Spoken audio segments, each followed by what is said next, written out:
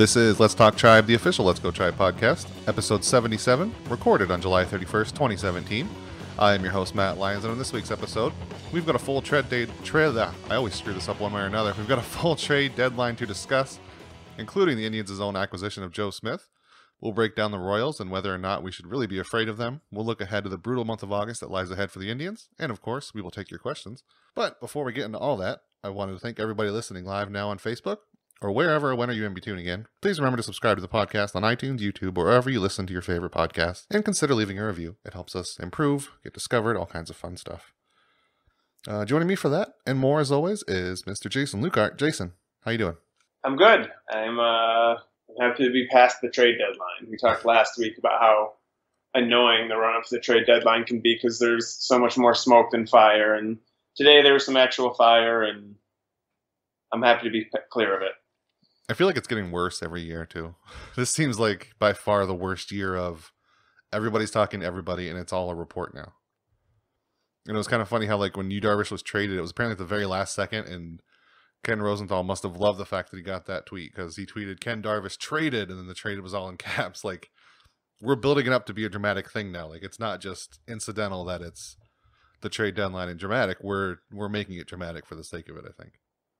Yeah, I mean, I think to me the most notable development was that, not the Darvish one, but there were a couple fairly significant trades that were basically just announced by the teams at the time that none of the reporters had. And you know, I don't know if Rosenthal and Heyman were just under the weather in the last few days or what, but I think it's interesting that some of the teams were able to keep a wrap on things and just announce it themselves.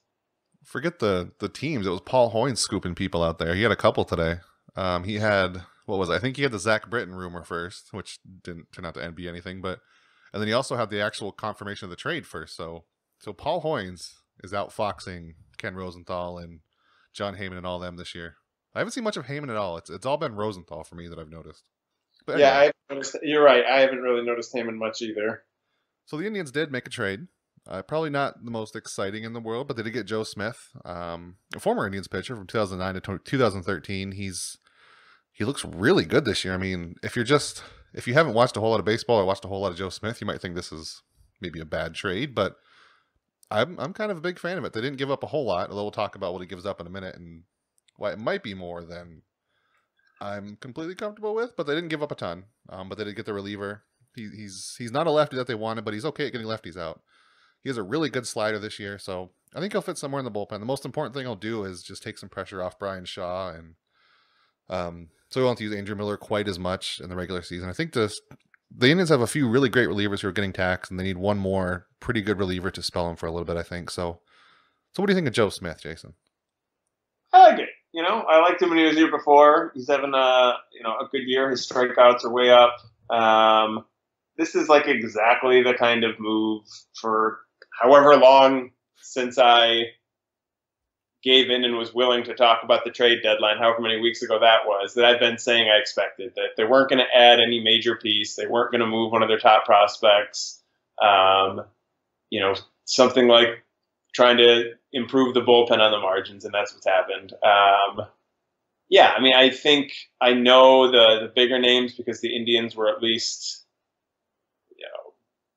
in some cases more connected than a lot of other teams were. Darvish being the most prominent, Zach Britton. I know there's a certain segment of the fan base that's bummed out that there wasn't a bigger splash, but I never thought there'd be a bigger splash, and frankly, I'm glad there wasn't a bigger splash.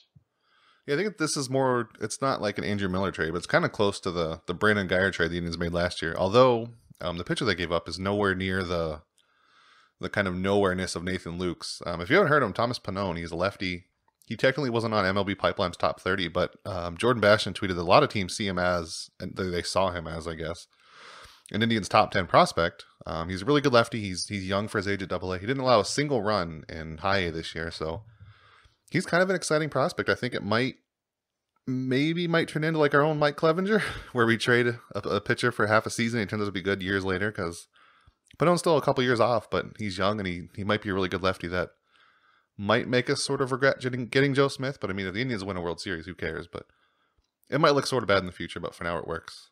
Yeah, I mean, I think, anytime you give up a prospect, it might look bad in the future, but guys with, his overall profile, the average outcome for them, the average outcome, or the median outcome, we'll say, is they never even make the majors. So, I mean, I won't be stunned if he makes the majors. I'll be pretty stunned if he turns out to be special or, even Joe Smith caliber, which I understand there's the, we're giving up, 6 years of someone for, half a season of someone. But I don't know. I can't get worked up about someone who wasn't one of the, by most accounts, was not one of the Indians' top 25 prospects. He's having a nice season. But for me, he's one of the many Indian minor leaguers who they could have traded today that wouldn't have made me blink. Although I will disagree. I think in most cases he was a top 25. It was just MLB Pipeline, which reporters referenced the most, that he wasn't. But most places did at least have him in the top somewhere, I think. But I think he was... I don't feel like most outlets even... there's not. I think they reference MLB Pipeline because there's not that many places that go 30 deep. I don't know what Baseball America's list look like. I mean, whenever there's like just talking about prospects, Thomas Pannone is almost always mentioned. He's not in the top 10, but he's always mentioned as like one of the closest, or one we were considering, or one of the Indians' best pitching prospects. He was up there, not like... It's mainly because the Indians don't have a lot of pitching prospects. I'll go on record saying I don't think it's a big deal to lose him. I don't either. I think he was a prospect that, like, he was one that the Indians might have known going in they were going to trade, because he was sort of... I don't want to say undervalued. I'm sure other teams knew about him, but he wasn't like a Tristan McKenzie, almost untradeable kind of thing. He was a good enough pitcher to get some value, and they were able to deal him, and they got who they wanted for him, I think. And at King Kong 556, he just wants to know simply, did the Tribe do enough or too little at the deadline? Which I guess is kind of the whole point of talking about the trade deadline afterwards. Do you think the Indians did enough? Are you happy with just getting Joe Smith? I mean, they can still always do more in August. I think people forget that, but looking at it right now, have the Indians done enough, you think? Yeah, I feel like they went into the season with a roster that I thought should be good enough to win the Central and good enough to be, competitive with anyone in the postseason. And the last 4 months haven't changed the outlook of the roster really, in terms of like, oh, well, gosh, it turns out that, I mean, there's guys having better seasons, guys having worse seasons, that sort of stuff. But like we've talked about for weeks, there's not a glaring weakness. There's positions where they could be getting better production, but the Indians should still win the Central, and we'll talk about what the race looks like a little later, but they should still win the Central, I think. There was nothing they were going to do today that was going to make them the favorites if they play Houston, but they've beat Houston a handful of times already this season. Like there's no reason to think they can't get back to and even win the World Series. They didn't need to do more than this. And if they had done something bigger than this, I probably wouldn't have been happy with the price they paid to do it. I mean, when they were talking about Yu Darvish, I know you were going to dig around a little bit and try to kind of come up with a comparable package to what the Dodgers actually gave up. The conversations this morning on Twitter were, oh, well, what if, should they give up Mejia? And it's like, no, good gosh, no, they're not going to give up Mejia. And they shouldn't give up Mejia. What about McKenzie? No, they shouldn't do that either. Like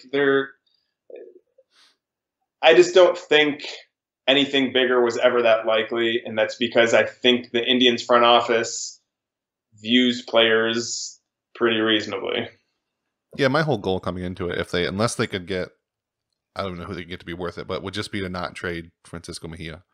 I think we talked about that before too. And just the fact that they didn't do too much, like you said, trading him for Yu Darvish would have been ridiculous. We'll talk about that in a minute, what it could be, but yeah, I'm glad they went in. They didn't do too much, and I'd be okay with trading Tristan McKenzie for some things, but Francisco Mejia, I think looking at what was traded over the deadline, the Indians probably could have got any player they wanted once Jose Quintana was gone. Like any package around Mejia, he was better than pretty much any prospect dealt at the trade deadline.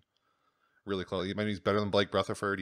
Maybe not better than what the Cubs got or what the Cubs sent away for Quintana, but just about everybody else. If the Indians wanted anybody, they could have said, "Here's Francisco Mejia, give him to us." I mean, I'm sure even Sonny Gray they could have got him, but I'm glad they held on to him, even if they didn't just. I'm all for going all in, but I'm also for not destroying your window to win. And I think if Francisco Mejia is a hit, then that extends that for several more years and several other chances they have to go all in at the deadline. And this is just a really well-made team that doesn't need anything immediate like a lot of other teams do. Yep, I agree. And we can go straight into what. So the question about the Yu Darvish package, it was from at my name Moses on Twitter. His question was, what do you think about the asking price for you? Could they have made a run at Lynn? So the first part, looking at just Jeff Passan's quick just scouting of the prospects. I know nothing about Dodgers prospects, so I'm pretty much guessing here, but they basically sent Willie Calhoun, who was the 69th overall prospect according to MLB Pipeline. He was just a big power bat, might not stick at second base. They sent AJ Alexy, who strikes out a lot of guys, but he's still going to grow into his own frame, I guess is what you want to call it. And they sent Brendan Davis, who's another big infielder, potential to flop with a lot of upside. So just my rough estimate of what that might be, I thought maybe like Bobby Bradley is like the equivalent of Calhoun a little bit.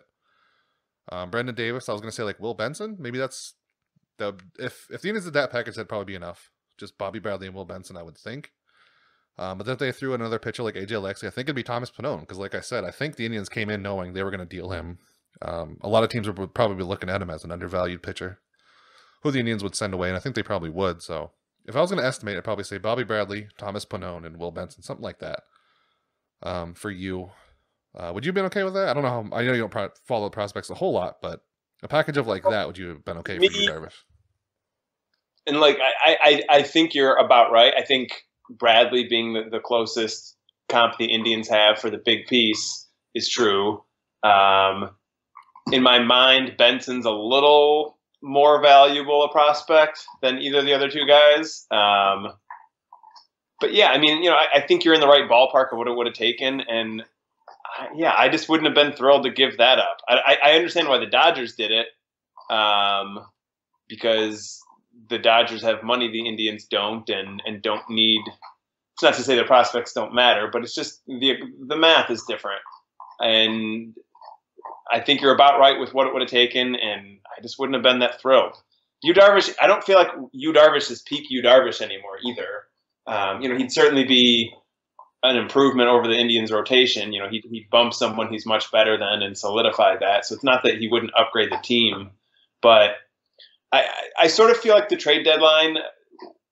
I teach fourth grade, and we take the kids on field trips, and a lot of times the kids bring money for the gift shop. And so often they go into the gift shop with like the $20 that their mom or dad gave them, and they're just adamant that they're going to spend the money. And I tell them, like, listen, if there's nothing that's really worth the money, just keep the money. You don't have to spend it just because you got it. And I feel like sometimes people feel like, oh, well, we had this, we should have gotten something for this. We should have done this. And I know it's not always exciting to stand pat, but sometimes standing pat, which is pretty close to what the Indians did, is the smart play. Yes, they could have made the team, the 2017 team a little bit better, but I think what it would have done to 2018 and beyond in this particular situation, I don't think would have been worth it. Yeah, I feel like I mentioned that Yu Darvish, in the post that I made for the news thing, that he isn't peak Yu Darvish anymore, and people sort of like jumped on that, but he's not. Like nothing about him is as good as it used to be. So it's clear he wasn't traded for his peak numbers, which is why the Indians, I think, were in on him, because they could have got him way cheaper than his track record, because of just he's not as good. He's still really good, like you said. He'd probably be the number 3 or 4 pitcher for the Indians, but he's not worth like a McKenzie or Mejia or anything. So, right. But yeah, I think we're both pretty much in agreement that we're good with what the Indians did. And as far as could they have made a run at Lynn, I don't know. I didn't even hear like any like the Indians are interested in Lynn. I had a bunch of reporters saying he would be a fit there, but I didn't hear anything else after that. I think he would. He's another one the Indians could have got extremely cheap. And put him in like the back of the rotation somewhere. That's the kind of move I wanted. We talked about it last week, but they didn't do that either. As long as they didn't get Yu Darvish, I'm good with it, because I didn't want him like at all. So yeah, I guess the other thing, another team has been trading a lot. Or actually, is there anything else about the deadline, Jason? So pretty much your only thoughts on it. The Indians are pretty good. They're still pretty good. I mean, I think, what's worth talking about is just kind of looking around the American League and who else did what. Starting with the AL Central, it's interesting that the Twins, I don't know, 8-9 days ago, maybe fewer than that, were buying and traded for Jaime Garcia. And then in the span of like 6 days decided we shouldn't have been buying, we should have been selling, and traded him away. I do think they got back better value than they gave up. So I think they upgraded their farm system through the 2 trades. But it was funny to see them spin around that quickly. They totally meant to do that, Jason. That was all on purpose. Royals decided to be buyers. Melky Cabrera they picked up, who's not a huge piece, but isn't nothing. And I mean, I'm not surprised. It made no. I know you've been cheering for them to stay in contention and not sell. Which some people thought they should sell. Standing pat for them is what made no sense. They either should have sold, or if they weren't going to sell, then whatever value they had left to buy with, they might as well have bought, which is what they did. They're 2 games back. So it's not surprising that they bought. They have the core of a team that won the American League twice. Funny, I think 3 weeks ago I was worried about the Tigers. You were worried about the Twins, and the Royals were just sort of ha ha ha. And here we are, end of July, and the Royals are the team that the Indians are going to have to beat now. Yeah, the Royals. Remember, their offense was horrific at the beginning, so they came out of nowhere. And I mean, as much as I've been saying, haha, the Royals are rebuilding, or they should be rebuilding, but they're going all in. Look at them. Part of me, I don't know, kind of like, or I don't say I like it, but if I was a Royals fan, I was able to like look past the fact that they're torching the team for like the next decade. It's almost kind of admirable just taking the one last shot you have, because you never know how a rebuild goes. Maybe if they trade all their prospects, they'd all flop, and you'd be like another 2 decades without winning. They have a shot now to win, and they're going for it. And part of me kind of admires that a little bit. And if I was like just a casual Royals fan, I think I would be way all in and excited for it to see him doing it. But anybody who watches the Royals and kind of has an eye at the future probably is a little worried, but I don't know. I kind of hope you enjoy the ride. I hope it fails for you, just because I don't want the Royals to be good. They weren't going to rebuild their farm system into like a top 5 farm system, even if they sold. We've seen the trade market for rentals isn't that much. They weren't going to, they would have gotten some prospects, but I think it's the difference of being, a near the bottom farm system or an average farm system. I think either way, after this year, the next 5 years weren't going to be great. And maybe it's the difference between, winning 80, 85 games somewhere in there instead of peaking out at like 75. And in some ways, you might as well just bottom out. They should be pretty bad for a few years, but they'll get some high draft picks, and maybe they'll have another postseason run to remember, depending on how things play out this year. Yeah, there might be some cases where they're better off getting the compensatory pick, which is usually a little bit after a first or second round than what they'd get for like a half year, because as we've seen, JD Martinez wasn't sent for a whole lot, and rentals just aren't worth a whole lot. So maybe they are better off, but I'm part of me likes it. I want them to lose and be terrible, but you do you Royals, you're good. So the Indians, over the next months, they're going to be racing the Royals one way or another, either hopefully ahead or maybe a little bit behind. But the Indians have a brutal month of August coming up. We just saw them get beat pretty bad by the Red Sox. They're going to wrap up that series. So here's the next series of teams they play, Jason. Red Sox, Yankees, Rockies, Rays, Twins, whatever. Royals, Red Sox, Royals again, and Yankees. That's ridiculous. Well, and the stretch that you sort of shrugged off, Tampa Bay and Minnesota, is the beginning of a 10-game road trip. So, it's some really good teams mixed in there with a long road trip. Things lighten up significantly in September. But, the Royals have, on paper, an easier schedule for the next 3.5 weeks before the two teams face each other near the end of August. And, I looked at the PECOTA standings, the Fangraphs projected standings. They both still have the Indians winning the division by something like 6 games, which is, like I said, they should still win the division. But, the Indians got to get through this next stretch. Even if they're sort of, basically tied with Kansas City going into that series, they'd be in pretty good shape overall. But, we'll see. It could be a tough month. Is it too early to say that the last half of the month could kind of decide the season there. Like if they're terrible against the Royals, Red Sox, Royals again, and Yankees, is that it? And if they're great, is that pretty close to locking it in? Well, I mean, the Royals games are, of course, going to be huge. I mean, they've got those 2 3 game series against them, and then they've got 4 more games against them in September. So they got 10 games against them. If the Indians win, 6 of those 10 games, they should be in good shape. But if they go like 3-7 against the Royals the rest of the way, then they've got to make up ground by beating teams like the Yankees and Red Sox. I don't know. I mean, no particular stretch matters more than another particular stretch, but the Royals are the team who, the games sort of count double now. We'll see. Yeah, and as a fan who has to watch every night, I mean, watching while your team is ahead is way better than watching while you're behind. Like, especially in the last month, I would rather be like what is it? I'd rather be like 3 games up compared to like 1 behind. No, wait. I'd rather be 1 ahead. I don't know. I'd rather be ahead than behind is what I'm saying.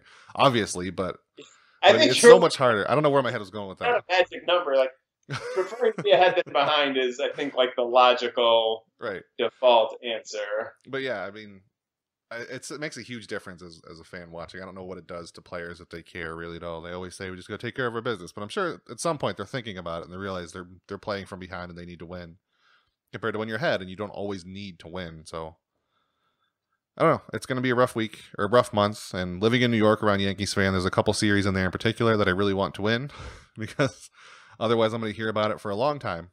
So yeah, this Red Sox series, I want them to win, but I don't care. But the Yankees one, I've had that circled for a while because I live around a bunch of Yankees fans.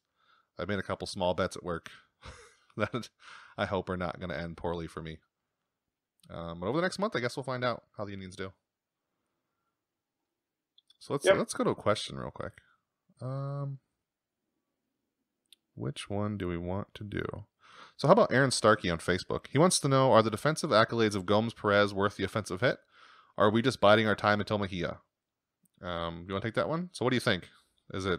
We've talked about the first part. I guess we sort of talked about both, but is Gomes and Perez's defense worth it? And are we just sort of waiting around until Mejia's ready? I mean, I think primarily waiting around till Mejia's ready at this point. Gomes, I feel like, is hitting enough that as well as, he limits the running game and as much as the pitchers like working with him, I don't think he's like dead weight on the team. But he's not an ideal starter and really hasn't been for more than 2 years at this point.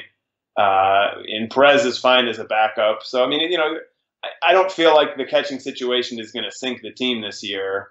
But I think Mejia, as soon as he's ready, can push those 2 out of the way. I've said before, I think Mejia, 12 months from now, Mejia, it's reasonable to think he could be the Indian starting catcher. Oh yeah, for sure. As far as waiting for him, I think that's absolutely what's going on. If he wasn't there, if it was like Logan Ice was the next catching prospect, I think the Indians would have tried to do something to fix their catcher situation this year. Because they tried to last year with Mejia trading him, but now that they couldn't trade him, I assume they're just holding on to him because they know he's 1 year closer. He's, like you said, basically here, maybe next year. So yeah, they're absolutely biding their time. Gomes and Perez probably are not the future of the Indians catcher position for the next decade. That goes to Mejia and maybe like Eric Haas or something. But yeah, it's going to be exciting when it comes up. A switch hitting catcher. The big thing, as we always said, is defense. He could probably come up and hit pretty well right now, but he wouldn't be any good on defense. So next year for Mejia, I think it'll be exciting. At Spencer J. Gilmore, he wants to know, assuming Tomlin's injury is minor, what are the pros and cons of a 6-man regular season rotation? Don't see us losing the AL Central with 5 or 6 starting pitchers. I guess the pros, I don't know. I don't know what the pro is of a 6-man rotation, really. Unless you have 6 absolutely amazing catchers, you run into your cons really quick, which are fewer starts from your top pitcher. Yeah, I think the only workable 6-man rotation is like something where you would have Kluber pitching every 5 games, Carrasco pitching every 5 games, and then the other 4 guys you would like take turns skipping them. So one time through Bauer would miss a start, and the next time through Tomlin would miss a start, something like that. So, But even then, I mean, I guess the plus is you're getting more rest for those guys. I don't think there's any study that shows an extra day of rest, like a true 6-man rotation. I don't think there's any study that shows that actually helps pitchers. So it would really be more about guys still go every 5 games, but then your lesser pitchers, get completely skipped one time and there's less wear and tear. Danny Salazar is someone who, I think you can make a pretty good argument that the less wear and tear on him, the better. He seems fragile. Bauer and Tomlin, there's a reasonable argument that you just don't want them pitching every 5 days. But again, I don't know. I don't, like you said, the pros certainly don't outweigh the cons. And certainly a true 6-man rotation where you have Kluber pitching every 6th game, I don't see any pro there. Yeah, it's worth noting that Josh Tomlin, we didn't mention his injury. He's out with a hamstring strain. He left a perfect game after 4 innings against the was it the White Sox they were just playing? Yeah. So he had a perfect game going and was pulled and then ended up losing, and that was when the winning streak ended and the Indians lost again. So clearly it's Josh Tomlin's fault for being injured that the Indians lost. But yeah, Tomlin was incredible in that game, and then I was listening on the way home driving from out of town, and then all I heard was that they just came back from break and Tomlin was gone. My first thought was, oh man, he's been traded. My second thought was, wait, no, wait, that's dumb. They wouldn't trade him. There's no reason to. So it was clearly he was injured. In terms of it's a right hamstring strain. He's going to be out for at least 10 days. Same thing Jason Kipnis is out with. So I guess we'll see when he comes back. But I don't think Josh Tomlin had a huge impact on what the Indians do with their rotation, but are you really worried about him being out for the long term for the Indians? No, I mean, the Indians have 6 guys I'm fine seeing starting right now. So, I wouldn't want Tomlin to be out for an extended period of time because then they'd be vulnerable to someone else getting hurt. But if he misses a couple turns through the rotation, I don't really think it's a big deal. Like you said, he was pitching well that game. He pitches well, not infrequently. His bat is pretty bad. But in terms of percentage of starts in which he's, capable, I think it's pretty solid for a 5th starter. And I'll also add to this, Trevor Bauer, who generally sort of drives me nuts and I don't enjoy watching pitch. But he did really, really well against the Angels in his 1 start last week. He pitched 8 innings, which is, for Trevor Bauer, the equivalent of someone like Corey Kluber pitching about 11 innings. First time all season, he's recorded an out in the 8th inning. So, I give Bauer a lot of grief when he's bad, and he's been bad a lot this year, but he pitched really well, and hopefully, he sort of keeps that going. So is that true? That was his first out in the 8th inning of the year? Yeah. I did not know that. Okay. 7 inning. I mean, he only finished the 7th inning, I think, twice all year. So, 3 out of 20 starts that he's pitched 7 innings, and this is literally the first time that he recorded an out in the 8th inning. So that doesn't say much about his season, but it was a good game. Yeah, and he still manages to drag out excruciating long starts, and he never gets that long of a start. At Nick Skullmuch, he wants to know, will we ever learn to appreciate Bryan Shaw? Every Indians fan should know Bryan Shaw by now. Either you really love him or you really hate him, and that's basically all there is. I don't know how he became so polarizing, but every time he's on the mound, it's like a mini civil war on Twitter, because at this point, people are so entrenched in their opinions of Bryan Shaw. If he went either way, I don't think the other side would acknowledge it. If he started being terrible, I think the Bryan Shaw fans would defend him until the very end. And if he started being great, the people who hate Bryan Shaw would never acknowledge it. So I think he's somewhere in the middle, and nobody can agree on that. So do you think we're ever going to appreciate Bryan Shaw, Brian? Jason? God damn it. No, like you said, people's opinion of him is their opinion of him. It's sort of silly to me that he has as many people who hate him. He's got a 2.9 ERA. His ERA with the Indians over 5 seasons is below 3. He's pitched at least, I think his fewest innings is 64. He's below that right now, but he's on pace to finish this year with 75 innings. So he's averaged 70 innings a season out of the bullpen with a sub-3 ERA. There's no logical reason for so many Indians fans to have such a strong dislike for him.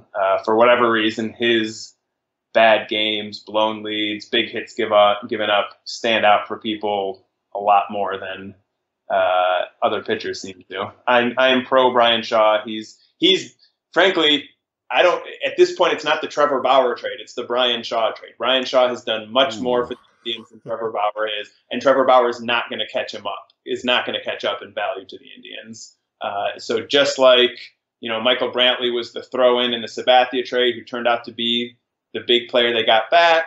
Yan Gomes was the throw-in the Mike Avila's trade and turned out to provide a lot more value, although it's been a while.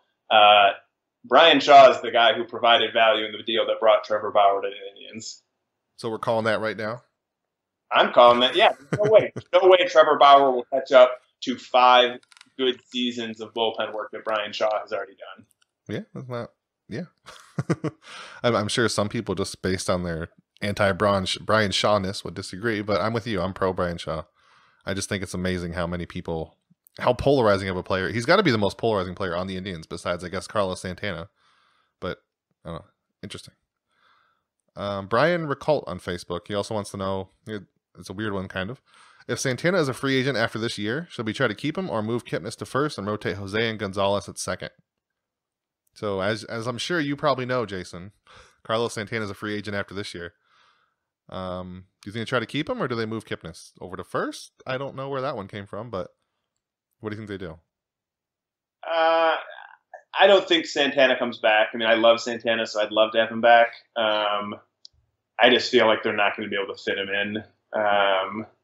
But I can't say moving Kipnis to first really makes any sense to me. He doesn't, on the whole, he doesn't really hit enough to be a first baseman. I mean, he'd have to be, if he were like Todd Helton, Keith Hernandez defensively at first base, he hits enough to be that kind of first baseman, but it's pretty unlikely he'd be, that. And then I don't know why I don't know why if the point of the move is to get Eric Gonzalez more time in the starting lineup, I think you have your goal is flawed. The goal should not be Eric Gonzalez starting more. I mean, Eric Gonzalez is probably a fine, backup infielder, but if it's not Santana, I would expect they just tell Edwin Encarnacion, like, hey, we want you at first base, more often than you have been. And then, maybe bring in an older bat to be the primary DH or rotate guys through it or something. But Kipnis to first doesn't really make sense to me. Yeah, I'm with you. If anything, it'd be Edwin playing first, like you said, and Kipnis stays at second. The only way I see Kipnis being bumped off anywhere is if you need to make like a huge acquisition for a third baseman that warrants bumping Jose Ramirez to second or something. I don't think they would go out and find a second baseman to replace Kipnis. And I don't think there's really any reason to move Kipnis to first. That's just kind of the default, I guess, where people throw old players they don't know where to put. And people should be prepared. The Indians are almost certainly not going to make what feels like a big acquisition this offseason. Like Edwin Encarnacion was the big acquisition for the 3 years he's going to be here. The payroll, Santana becoming a free agent doesn't really free up any payroll because other guys just have raises coming. Like even if they let Santana go and everyone else comes back, the payroll would already end up being higher next year than it was this year. So, I don't know if it's going to be, I don't know. The offseason's too far away for me to have given much thought to what next season's opening day lineup's going to look like. But I don't think there's going to be anyone that feels significant that's been brought in to be a part of it. Yeah, if anything, I think the Indians are going to kind of cross their fingers and hope that Nelly Rodriguez can at least be like a serviceable stand-in until Robbie Bradley's ready. Like we'll kind of be biding our time at first base like we're doing at catcher now, which kind of sucks. But like you said, like they're bringing an older bat, they'll rotate Nelly Rodriguez in somewhere, just have DH by committee, something like that. But Edwin's going to be the first baseman. Jason Kipnis is the second baseman. It's just how it's going to be for a while. Do we have any other good questions? I'm trying to see. I think both the other ones are just kind of tied into trade deadline stuff and have kind of been discussed. Yeah, pretty much. So Jason, that's what we got. We already talked about future games because it's a brutal stretch of games, but we just watched. Well, I watched the Indians get themselves handed to themselves against the Red Sox. However that works, I don't know. It was brutal. I hope it doesn't continue. But anything exciting coming up for you, Indians wise, baseball wise, anything non-baseball? I was at Friday night's game against the White Sox, which was the one they won handily. That Salazar pitched pretty well, and my beloved Carlos Santana was among the guys to hit a home run. So that was the only ball game I'll get to here in my first baseball season as a father. So it was nice that they won and won in a way that I could just sit back and enjoy a couple beers and not fret. Yeah, I've been to a couple. I mean, I've been to very few games, but I've been to like a tight game the whole time and one that was a blowout in the Indians' favor. I will definitely take the blowout in any situation. Watching on TV, I don't mind close games, but in person, I don't like watching close games. Well, I mean, a close game, if they end up winning, then in hindsight, it feels like it was great. But yeah, like in the moment, it's just kind of stressful and Yeah. Yeah, I'd much rather they win 9-3 when I'm there than take my chances with a close game. But no, coming up, just continuing to watch. Red Sox, Yankees are not two of my or most Indians fans' favorite teams, so this will be either a very satisfying or an incredibly frustrating week. And at this point, I think it's fair to scoreboard watch and keep our eyes on Kansas City, who lost tonight. So the Indians are still up by 2 games, and I'll be happy with any size lead at the end of this week after playing two good teams. You took my show ender, Jason. I was going to mention that they lost and then tell everybody we'll talk to you next week. Jerk. But yes, the Royals just lost in the bottom of the 9th, so the division is safe. They can stop winning now. They've went all in. They've torched their farm system. You can stop now. But anyway, we'll talk to everybody else next week. See you then.